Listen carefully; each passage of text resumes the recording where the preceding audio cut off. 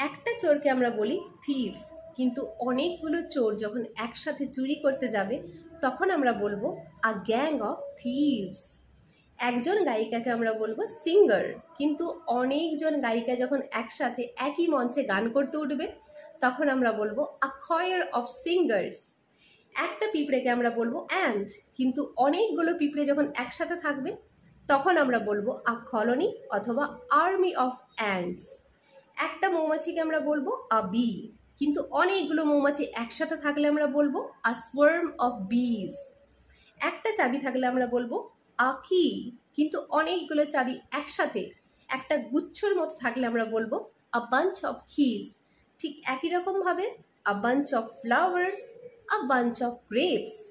একজন মানুষকে আমরা বলবো পার্সন, কিন্তু অনেকগুলো মানুষ একসাথে থাকলে আমরা বলবো আ ক্রাউড অফ পিপল। আরও জানতে আমাকে ফলো করো।